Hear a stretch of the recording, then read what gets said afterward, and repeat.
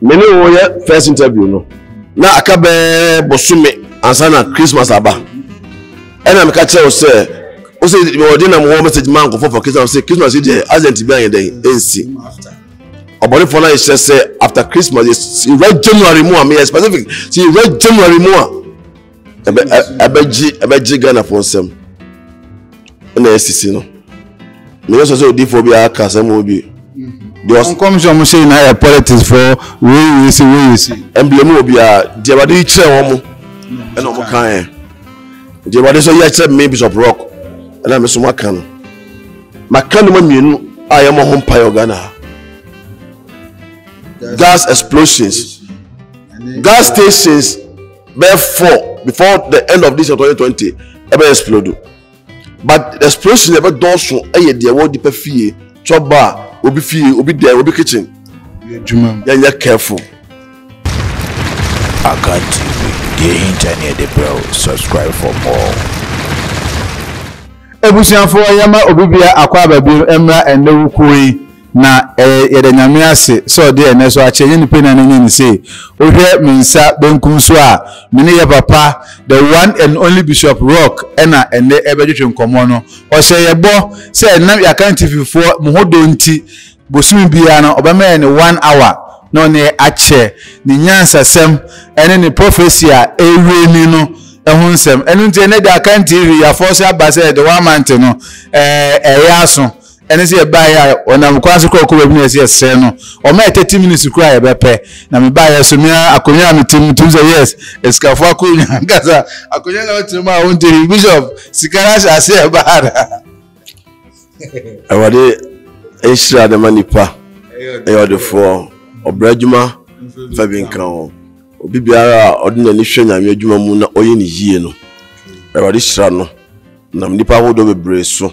Esra no nyamada Roma ogusu a wo hra ye pa Rock Nation Chapel so kwa ni ye koyenim adoma akwa Bishop we dey ma e bo putupu e ba ye first interview be na second interview be o my prophecy bi as a prophecy no ni be na eni di echi enna minya course nko 15 and be na from France Bishop we na on my prophecy no ashase adwuma ni na say o me tie say bonya besia na ya akonhia asisi but afiwei akonhia besi NC December nemu na me dibonya we January na akonhia besi si na be eni be nyan na o mamuni na bebonyinya asem e dey fa na tra but emechi accident ke CBC Cape Coast takrade yakwa yesi nipa 34 in the wu at the spot yakwa put the fancy normal enra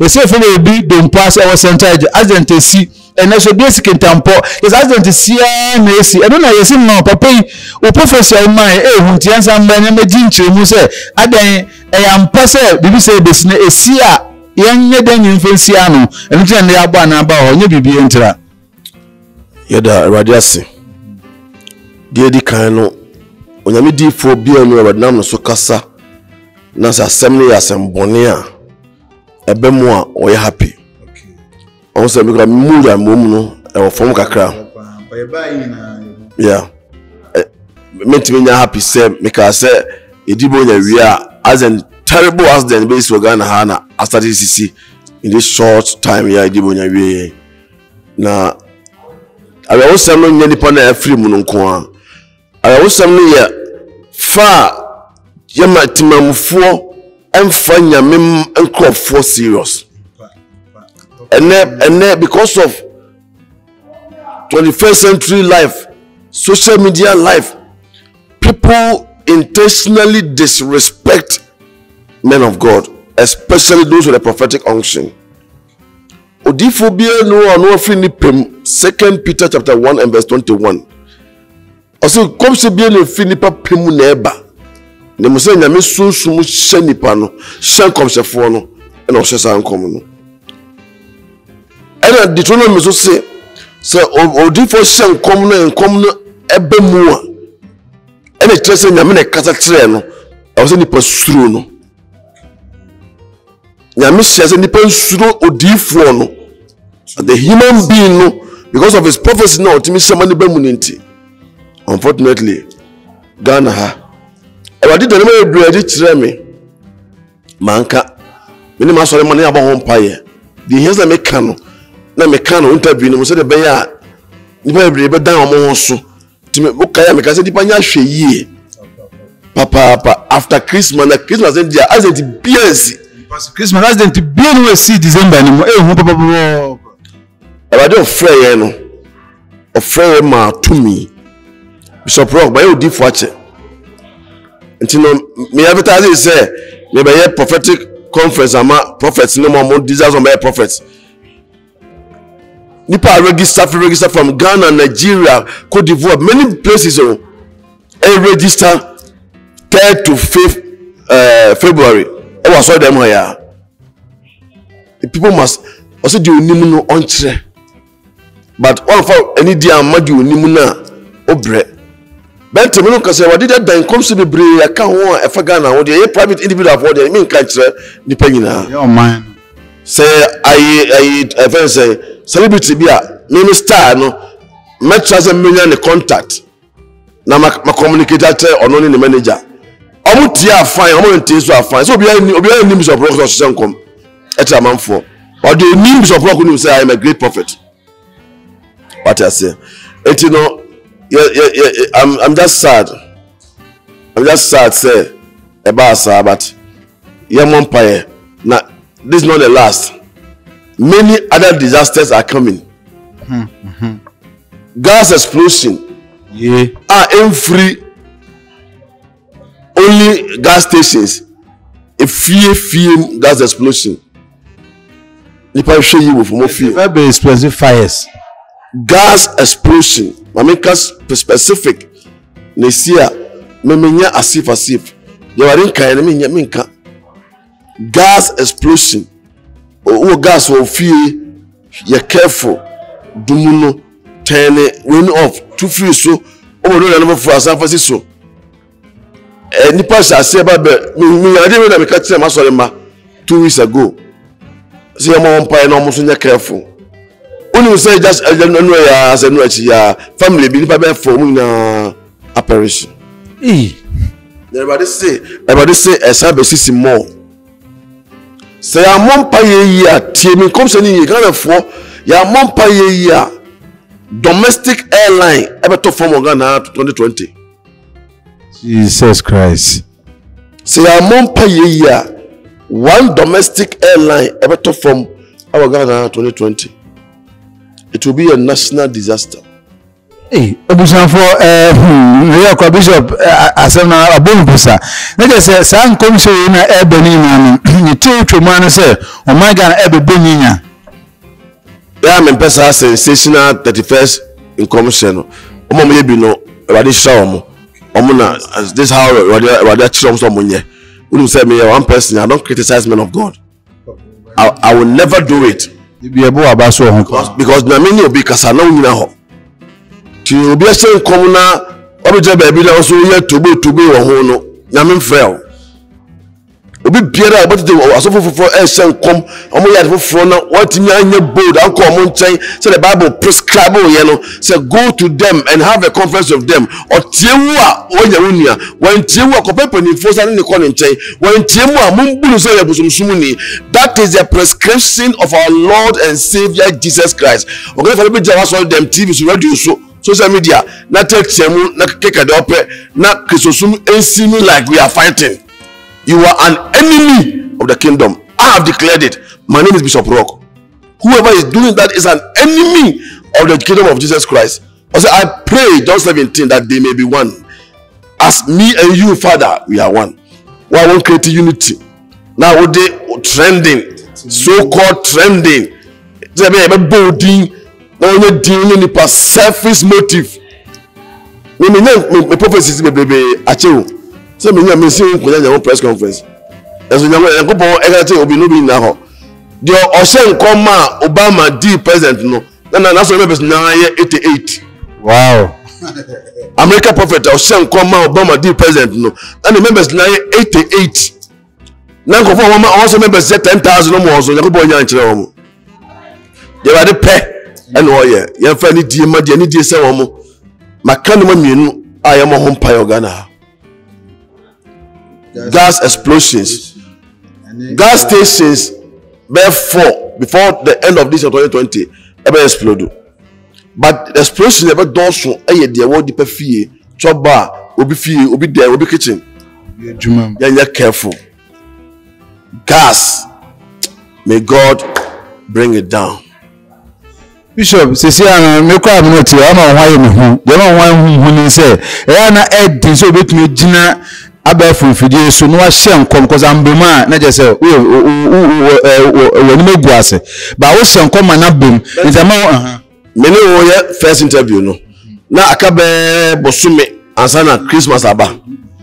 Ena me ka che o se we dey na mo message man go for Christmas say Christmas dey agent be an dey NC. Obori for now is say after Christmas is right January more me specific see right January more abeji Ghana for some na SCC no me so say odi for be aka some obi the come some say na politics for we see emblem obi a de bade kire won mo e no mo kan de bade so ya kire me Bishop Rock and I'm so makan nyame de me ya adwuma. Also, the evidence of a prophet is from God.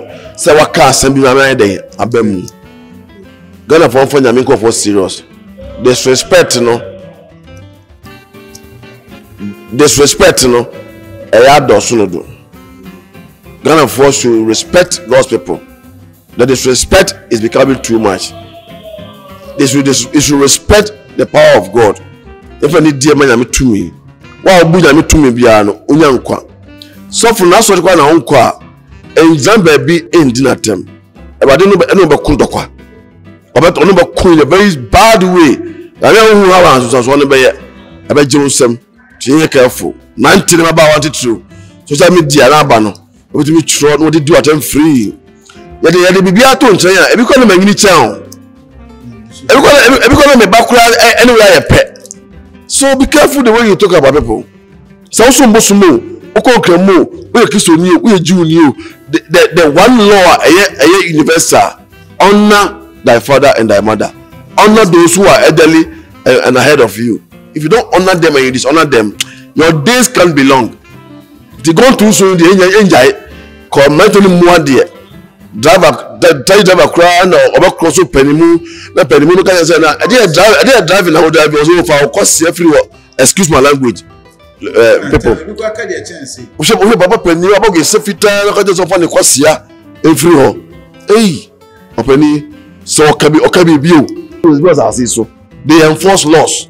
If any karma, he will come and attack you. So munye ni uwe. Say me ni pana de na ye me na me de man kan hwe me ko. But somebody will fight for me. Because on the juma no, that angel is called karma. Or your universal angel. Or on the group or no munante. Bako Diana, they enforce laws in the heavenly bodies. They are omnipresent. Omnipresent power. No be any territory tradition in sa. The territory tradition the bakon in sa no. The Jacobia no hemani bem. And that karma law is an entity. To visit what depending more time from what they free. Are they come? Hey, openi. You're very careful. Bishop Rock na mene ayetwen komo no papa yen hwa de bi wa ha enkomhye na wo hye na abemu no ye de yaje atum na ya de we mpese say nyame asofo nyame dedifo enkomhye ni bese na obemi say adenti na eba no monsi anu kwan. No prophet is God.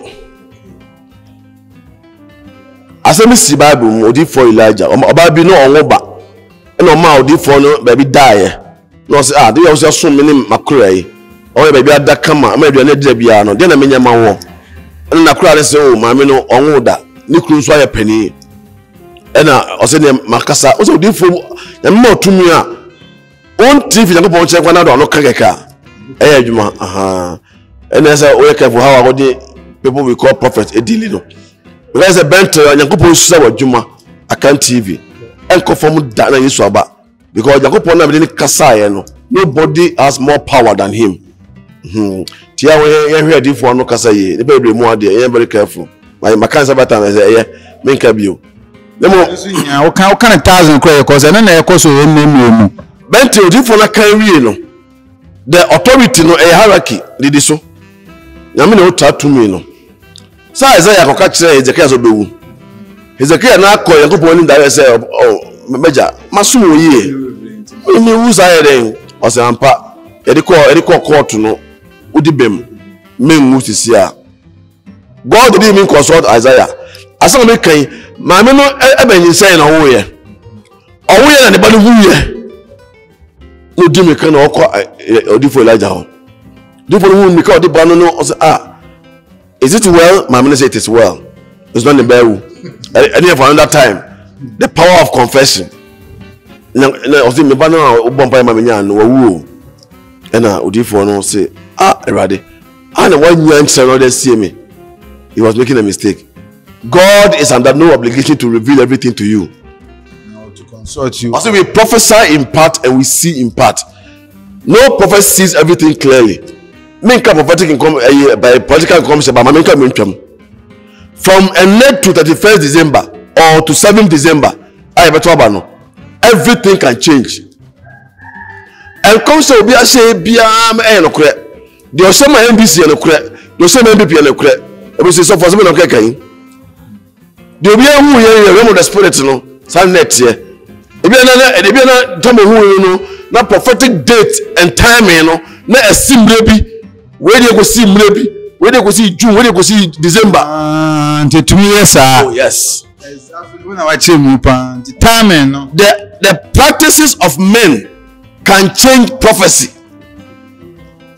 the occasion represent mama na be rain no bia na nka ye time na ohu ye no e be si ba bi no omoye adwumadin that time na ko be rain and the go say be the go for the be rain no time no so go see ye no no so ye adwuma tra time no Yakobon tema ago I sacrifices bi akwan trend dem and the it comes on two na can be true and God will not say is God an author of confusion no and konana no be enemy debate this issue no pan say Yakobon ba ko kan wechi no aka wechi which is which if it be prophetic timing and the prophetic levels and terrestrial planes they will be ehunu koduru they will be ehunu tra koduru ni na o intra seminar no wa opposite prophet bra e be chere no papa na seminar we dey one ba why your home because papa no say I dey why you Bishop Rock from the 3rd to the 5th of February 2020 free for all pastors and prophets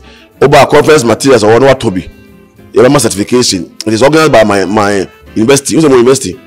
Prophetic Open University. Oh yes. We're gonna hire. Bishop Yakobon Ashrami. Say I don't know ya na ye kasi.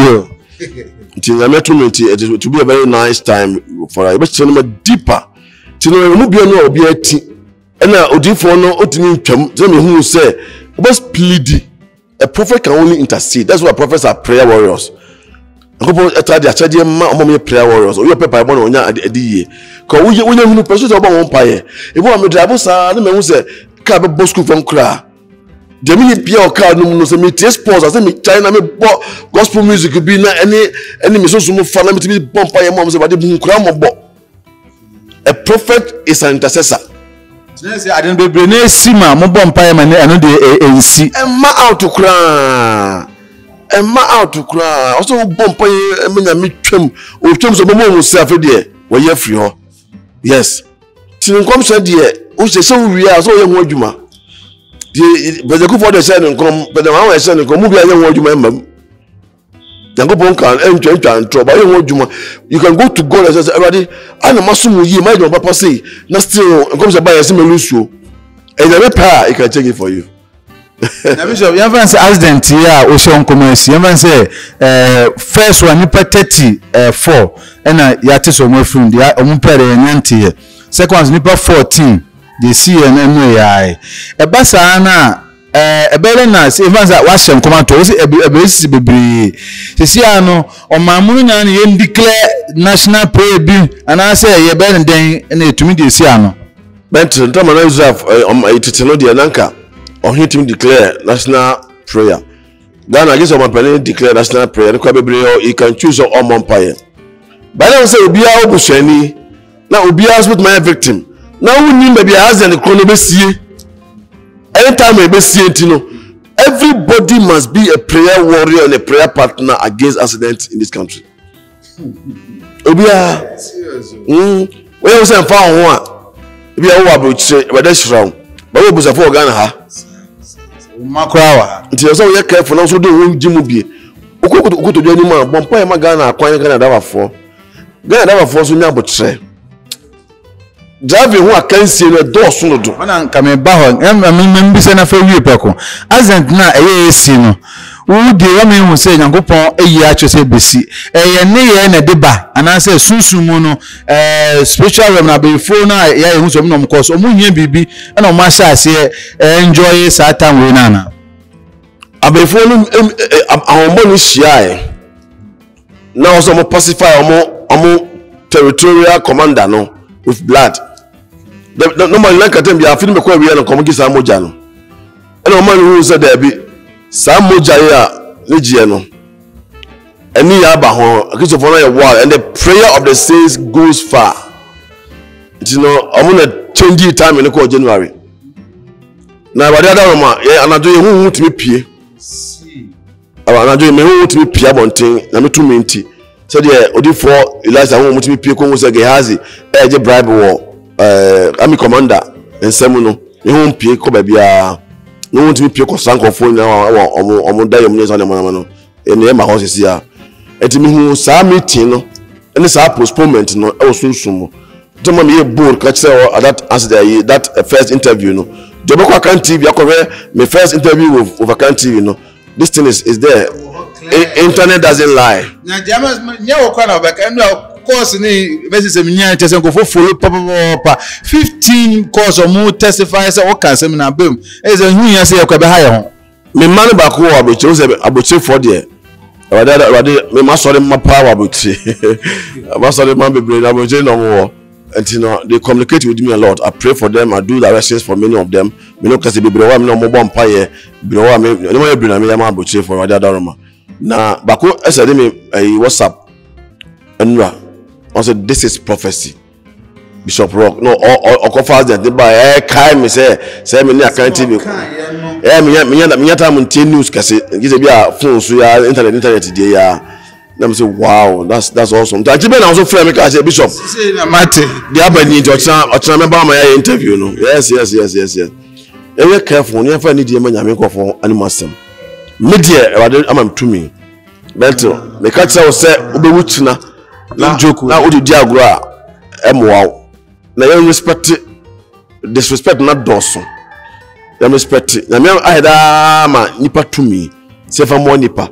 But o say nipa now I say offer to me if I'm one before. It means that 10 second it me try it me sissing by and not to say 20 pansa. Tia you friend dey man call for. It's gonna be there. And I say we are giving men of God too much power. They you know power. You can't give them power. God has given us power already.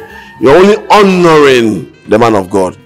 Papa, onim de ama wo kase na mehwe onim say, you see how me say you true prophet and kase Ghana prophet nsan. Enso munya mununu bi ne tore be ya enam ne nti ama assign other prophet nti. So prophet bi kase papa ya fa ne so dia we eka ye nti. Ye fa serious na eku Ghana for enu no muntu nya hu bibi mbwa ye a ye innocence no. Bible can say, yes, Uncle Bible. I see us home in a share. No, some no so say, would you for shame come na a memoir? Yaminka Santrain or Shane Bemoa, rather than Nakasa. The time biano, or say, yes, Bible knew how to sift between the wheat and the chaff. And a moment you're very careful, so for you also be a fake prophet. Sakasano. Insult number 1 to God. Say Obia a fake prophet of Ghana Hadi. I say God is a liar. Only Ghana Habi. Only prophet of Ghana. How can you talk like that? How can you talk like that? To the first say you counterfeit dollar, no doesn't mean say it means say dollar be Ghana a counterfeit. Oh come on. Now they blow mind. They say I am telling you today that those who are they are more, I should say, they are more than the so-called fake prophets. I mean, which pity you? Omo me papa no, don't say omo ye fake no. Ena honam nyoma no, wo hwe dipa honam, obia calling no ye free no. E kire ne bobre. So by my say me shirt my jeans. Na ma say me na ma full TV. Gentle. So who can say who dey help me so say Bishop Rock Ikra say oye to train you. You have judged me wrongly. No go show them sir. Any big Ghana for brain no. We judge too easily. We judge here dey wo. Na ye kwan obi dey. Ye fa ni dey ma dey for. Ka o ma no be pa. Me say omo ba ma sorry. What do you mean come say dey agro by mistake? But me kase go about so there. By the grace of God, there will be a testimony for you.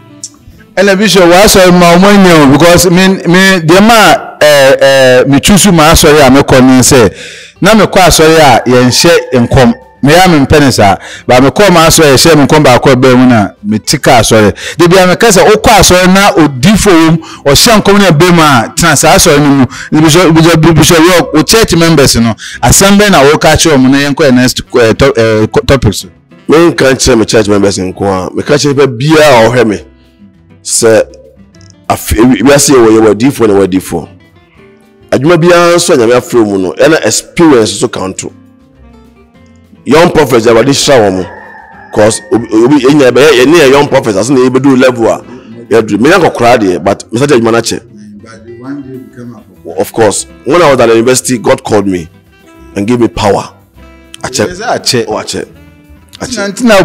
professional wo nya medwuma very professional we say how we see kasa or how na we feel keke o mfa ntumi ka you are relaxed we can some no from wisdom wow mental experience no about focus about experience is the best teacher now Yakupon I reject Eli now an old prophet Ghana for me for be old player old prophet watcham Asian kwa be old player old musician Ghana dey are the old not also but someone no upcoming prophet no any keke say we nyame ni kwa no ni man the cross we nyame ni old prophet na ne ma ayen kura bole say ma Yakupon bo fu no ama aka no abi no ila wa na ma ati akonya wa yetwofo na fu e kaka no onu na ohun say voice na what nyame na no kasa and someone offer respect the retired old rejected prophet now if I need the money I need the survival the kind you know me catch the pen na say titu no mo Kumasi ni nkran e mo ben Kumasi ni nkran e wada daroma rock chapel afi de abedu Rock Nation Worldwide Chapel Kumasi ye wo race course in Brom opposite St. Louis College of Education dan ke se ne fa no GPRTU Kwame Ntwi papa na osi dan no dia na to no nti obi anim dan fa ne Kwame Ntwi ukodo bia me counseling every Wednesday me counseling every Tuesday me counseling na kwesi da na ye asore ka se no ho da ya asore sa ye mpaibo e nipa tu kwa Africa na fa na nyina be hia and ya yaresa me friend no PhD service prophetic healing and deliverance service prophetic healing and deliverance very serious service every Sunday from 6 na ya shase and I me wa class on Friday bia Accra mo Friday bia mo Accra ti number me beto at the end of the show no o frame me a sa Accra na ben wo se Kumasi na ben wo onya ni me hia dia na me tu minti yeah be power your life will never be the same again papa ye da se bebre akaye be 10 minutes me wo me question say na hia me mbisa kwa me ho ntome ye nya akonya ne nipa bebre didi nkomo e wo sunsun hwemu mu na ya na omo de asem bi she trinti na no mo abrochi so omo afa sa asem de bo omo bra omo nsem na ne se utumi che obi ade udi sika che nipa ko ndi se sika no work o esel ntama nde kofo onye papa wonse ebusu bi na skani be pay ebusu ni mu oma ebusu mani sika dan on so oche obi sika ba ko ne se sika ngwa ko se na o sunsun mu wo wa prophet a wo kan asem abemu sunsun hwemu bi sa ho mental papa I was only pebia wonya odifo ode okra asenase very important and one kasa so ma sunsumu ye din e won paibo mu also ma wo mati mu kata kira say nipa sumasi metima ye papa nipa sumasi e wade nhia me ye papa listen to your spirit and e higher no e say me breath see biase and e higher no me bia to me da na me young I had been called but it be to me nche mu ko e ba fa asem bi aba also ma so kata kira was na wa che obi ade e dey hia pa and so you know D4 you be as na on say no the hustles and bustles of life no obeko so na pa mpa ko mo bi o nipa na so na pa the phone ko check ni WhatsApp messages ni sorry the phone ko check ni WhatsApp ni so na man first no say nipa ya so san fa ni die ma D4 bia na wabo no bible hey mo D4 bia ni bofu or tip of because me dey asofo abade hey saka na abaso no hey hu so yesu tam nya na asofo bone wo ya me dem kasa bi wakasa unya time mompaye wakasa unti nyame ne unsa ni D4 bia okrasha na se tight ni ay seed kakra ma no onso da hwe ne manti eleza bo mo nyame djuma akoso nti no ene wo ha bo na bonya to tinipa nice gentleman ani kwase onya stroke ebi so ka obama sorry ka me hu wa the devil nim for 1 year 2 years 3 years 4 years 5 years till the time you die. God will reveal everything to me and I'm on all side the for atem hey me nya very careful ina mama brochi mo ha ma adwe o Ghana bebebe no ka cho so me hu D4 na nema boni na ma de bia all this ka boni de ko hwe mo hospital na anto. Prevention is always better than cure. Sister because I see or sending 16 million every month to be added by Edward Mami yare. Also so mami no. But you could have prevented it by prayer and prophetic direction. Odifo time on kwakwancha mo ya say the born in the entro. Collection kakra brass na me so fonti. Ye dey abonya me adwuma kra na so ban bet o ba first yes na hat. Na mba ya akonya to akonya we abana mpumu so timbi ko desafo akonya ne na besi da bia no nyame dwo se bebe kese be yi. William Bishop member questions ba many age ho e bi enclare ho we obi a when you brace we do sika be CC what saw them what's your secret because e ba e de bia keep on changing aso be obekọ de etia na tie e de entira minim de say me corporate experience ni intra first impressions count a lot. I also be what saw them one the condo so basta ba bio see ya so e ko mo tutu se bi e kokotra obi se ko jongo so be ka che me na ko aso de bi e kotra engu usofo ani mase you very careful say aso picture me twa so boda me nka so ka onu se aso ne mututu no de na si ko se koto cement na me twa me one trip emegu ho na eno na be she pastor say e ma ne trimu pa e be she na ma na ye so what I say you know it's always criticizing you know ya mwa support so bia na me na yakobon boa me na bia me nya so so bi na me ye aso afeko na mesa ase ti de me bia ya so ma na ye wa wonim efrimi eti na kire se o se akoma papa mo nya medjuma no ba medjuma bia ni wa nipa me boa be yi if you sow a seed in the church of God you have never made a mistake. You have never made one single mistake. In fact, I said to about don't go in showing now after many days. Do you know why after many days, Rebecca? Osanka abodo no face na won show no on ba di abodo no ma yakese no ma do sade no ko hia mo anafo also the net akoche omo. So you cast your bread upon the waters, the fish will enjoy the bread. Your bread now so and now. The one now so as because you cry ya yima opa ye was them one mistake. God will multiply it in abundance. Ephesians 3 and verse 20. Also unto him who is able to do exceedingly abundantly above what we ask or think. They also in there after many days God will multiply it in good health, in protection, in prosperity, in business success, in good marriage for you and for your children. Obi a woman may na say for you and your children. Teenager, you will feel piano cosuye. Uti me kwa kuma says Bishop Rock, but me bomo na meduma washa say enkosua. Enji wa kuma achinye. Be bobi what the red na no kasa. Ayo kwa na wo hear me na fam na basa be frame me. Ni na me ka frame the baby frame say o mba bia so mo from frame so bi ada. Because God was speaking to you directly in your heart.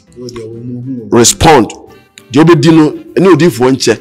Obakuna fo no. Difo Elijah ka na. Because a human rights abuse. Prophet manipulates a widow. Human rights activities for lawyer for political parties in your bemu. So for tumu dendende so for kwabrani abrantia utakoye juma ukoye juma na obakuna foduane bakoje no difo abrantia go pay juma tititi manu wi nyamanfo de for poto. But when the widow responded to the plea or not plea, the command, the order of the prophet, also the account now so no about bidi the movie amowu no fire be my me odi for millions and then I say when yes you no call for no omo chom come bad and them mu a come no omo so na boss from on buy. I'm telling you odi for no tie no na ma me no the odi for no di answer. I say, where are your boots and all your pants? As I command in the name of Jesus. That's why you to As I command in the name of the Lord. These oil pants will never lack resources. Will never lack. Miracle is magic. God's power does magic. That's the magic in trap. Miracle is magic. It brings magical results. Do you understand? For the lives of God's people. In fact, there will be here one thing be and judges of one any mistake.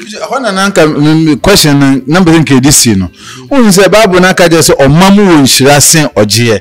And obi su kwa koma o so say me kwa koma e reflect back to me ntama and nipa kwantu mu wanya medwuma se ne ye kan. Ho na mpese ye hwe no. Obi a koma o man ye Nyankopon first. I saw them. Yawofo ye ma. Ene nipa aka ene nipa aka no obia wo hia ekunafo ehunsia nyanka oma bia so de ma awrade so de ma odifo so de ma asore so de ma ekunani so de ma janka ehunsia so de ma hwan boso mpayansa se awrade wasem na me de adwuman me de me wo hye wo say and God accepted Abel and his offering. Accept me and my offering, and let there be a boomerang effect of blessing into my life. It will come unexpected, and you give God the glory. Vampire body woman any mukain. Any man yami susu na timu nkasa nchiro. Obo obi hom sisi ya meka ta on selling $1,000. So obeja chinyo na kumam. Ba e baso je o sa we. Ebe ni one year na $1,000 no lusu bi aka ho. Yeah, man first can go back for Jeremiah Bishop Rock Ministries in Ankoso. No fail. What's up, Bishop Rock was also one pie about. Na ababono is a kabako anymore. No, what's about because for the same of Omutrim say, as of for Eba Jimusika Eddie. Oh, mental. A carbon high. It is in the thousands of Ghana cities. Oh, the name too. Often about joining me now so sit Kakrasa from one and Bonia wire pan. Any day. Hone ana menti yeso so yen aso man menti yeso yase no because say bi say o kan ya me so ma adwena akoso me no makwa aso no se ma aso de matutu ehu hia me ba bi say o kan ya ma adwena sisu si ya wakan ene ne chen ya me so me kishu se ma afem de se me ye no ma ye nteto ya na nchechire so boa o se yeso enya nchechire fum so mo ho menti unfortunately no e ka che me wo say most prophets are not teachers. God told me to now begin to teach the world. I'm a prophet, a great one, by the grace of God. I am an apostle, a great one. I'm a teacher, a great one. A pastor, a great one. I'm an evangelist, a great one. I preach about 2 hours. I'm I testify, baby.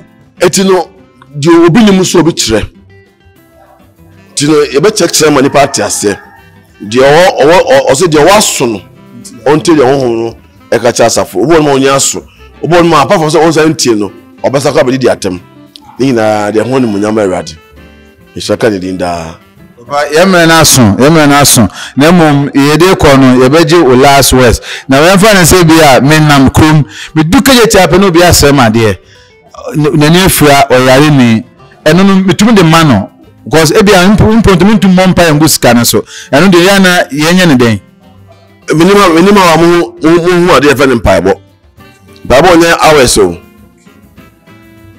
wale ba susu ya tumu nkasa so look at yourself, I'm doing this for you. I seal it in the blood of Jesus. Now the man short. Okay, we be account. E kawakuma famano. E ja cock akuma famano.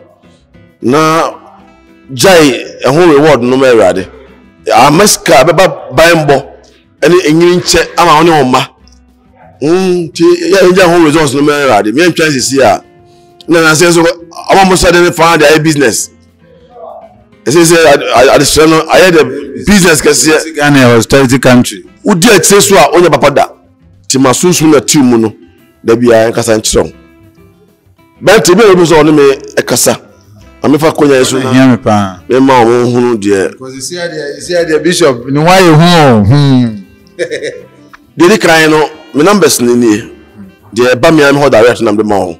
0244 23 46 77 0244 2346 77 Bakuni 054 1155 315 0541 155315 Bishop Rock numbers no Facebook Bishop Rock Onyabo Bishop Rock ebeba no YouTube account ti o hwe account TV na o like na o share no na o subscribe no Rock Nation TV na ko subscribe Rock Nation TV on YouTube meta preach it to ko Facebook so almost every week bia me teachings am here Facebook but o be me na o problem nko ade a bra Rock Nation Chapel counseling Kumasi ni Tuesdays ni Wednesdays and a Sunday I am Papa Kase anapa bia kosiada Accra me on Friday bia Rock Nation Chapel Accra me on Friday bia manane for no so anane for no numbers no o phenomenon me amfa e bia na my busy me adwuma to send me audio a me wadajime nipa bia me be hu audio 100 me tini na respond to bia amane bia wo bia send me audio I'll respond to you and we will see that God's power is still alive and active. Instagram The Bishop Rock Ebombako The Bishop Rock, you can follow me in there as well. I pray for you say whatever man there okuma so hwe na bebe mo na me tumi a aba afi no bonsame say bia e fa kwanhia amane na esan ho no wade nyenu obusuam frim owo nyi Ghana frim kwanhia oda na di kyerem say be si a say si no enya mani so wade ina enka mummo mpaye na oman Ghana kwanhia no esuntwa obi a onsu gas e ofie e pa chofre gas ni ye hwe gas ye gas operators mo hwe gas ye what do you mean? There will be a lot of gas explosions in the Republic of Ghana. I pray that you'll be safe from this. What is that? Be will say, I hear ya mompire. Never force a teacher say, ya mompire near money here. One domestic airline and one airline better from our Ghana in the year 2020.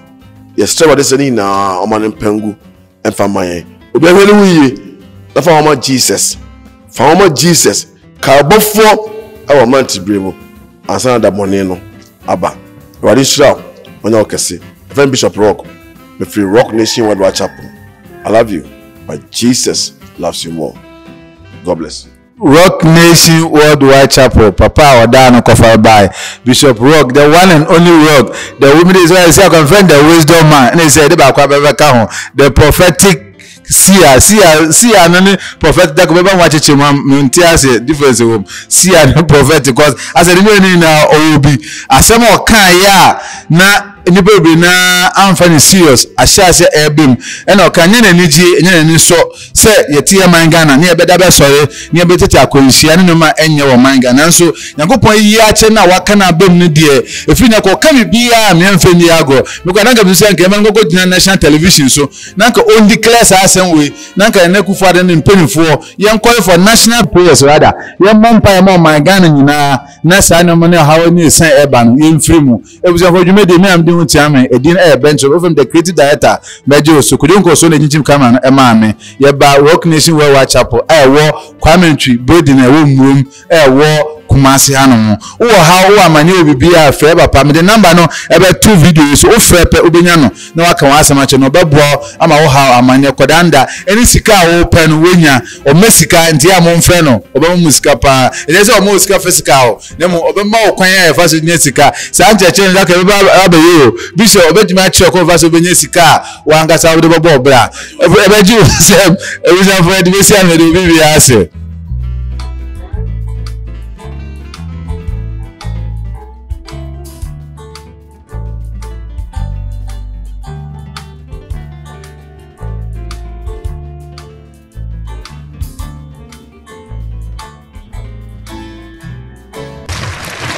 Aka TV, the internet, bro. Subscribe for more.